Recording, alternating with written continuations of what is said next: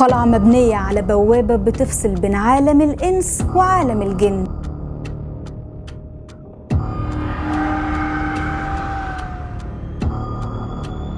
يقال إن تحتها حفرة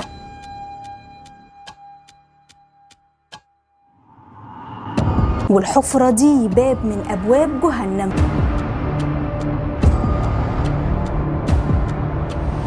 عشان كده أطلقوا عليها بوابة الجحيم.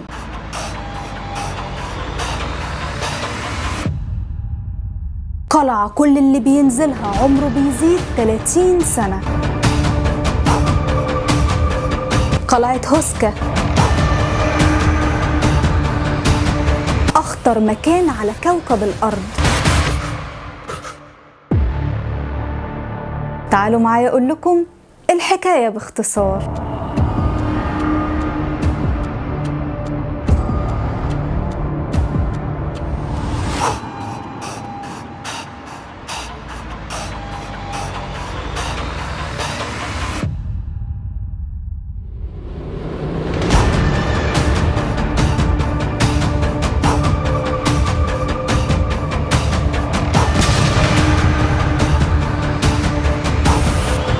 القلعة دي اتبنت سنة 1253 في تشيك، والقلعة دي بقى لما تشوفها من بره تلاقي فيها شبابيك وأبواب كتير، ولكن لو دخلتها هتكتشف إن الشبابيك دي كلها مش حقيقية مزيفة، ومفيش في القلعة دي أي مصدر للمية ولا للصرف الصحي ولا حتى مطبخ. والقلعة دي موجودة في مكان بعيد ومحاط بالغابات والمستنقعات والجبال، ومفيش حواليها أي طريق ومفيهاش أي مظاهر للحياة. ودي بقى حاجة غريبة جدا تخلينا نسأل نفسنا سؤال مهم: هي القلعة دي اتبنت ليه؟ القلعة مبنية على تبة عالية ومن جوه فيها كمية رسومات كتير جدا وفي نفس الوقت غريبة جدا، والرسومات دي بتظهر الصراع بين الإنسان وبين كائنات تانية غريبة، وبتنتهي قصص الرسومات دي بانتصار الإنسان دايما. والغريب أكتر إنهم لقوا هياكل عظمية جوه القلعة دي، ومش معروف لحد دلوقتي الهياكل دي بتاعت مين ولا حتى سبب وجودها ايه. والمفروض ان القلعة دي زيها زي اي قلعة مبنية لحماية البلاد، ولكن الاساطير بتقول انها مبنية عشان تسد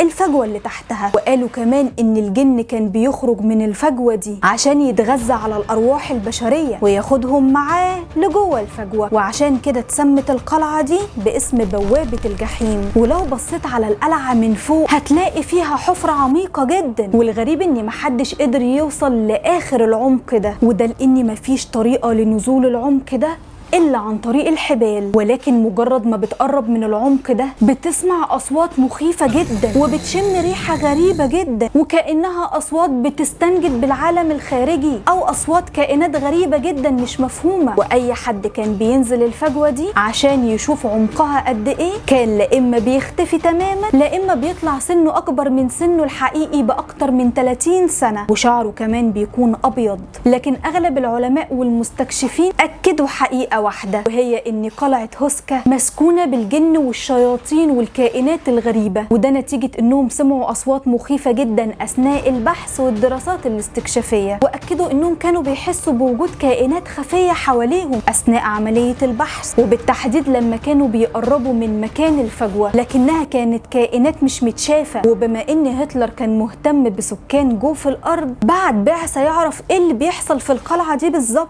والجدير بالذكر ان معظم الهياكل العظمية اللي لقوها في القلعة كانت معظمها لجنود ألمان، وده بقى معناه ان الباحثين اللي بعتهم هتلر عشان يكتشفوا القلعة رجعوا سابوا مجموعة من الجنود الألمان عشان يحموا القلعة، ولكن محدش يعرف الدراسات اللي عملوها انتهت على ايه. ولو فكرت تروح قلعة هوسكا لا اما هتختفي تماما لا اما هتطلع سنك اكبر من سنك الحقيقي باكتر من 30 سنة. قولوا لي رأيكم في التعليقات، ويا ترى قلعة هوسكا فعلا مسكونة بالجن ولا لا؟ وما تنسوش تشتركوا في القناة ولايك وشير للفيديو عشان يوصل لكم كل جديد، وتتابعوني على صفحة الفيسبوك والتيك توك والانستجرام. هسيب لكم كل روابط الحسابات في صندوق الوصف.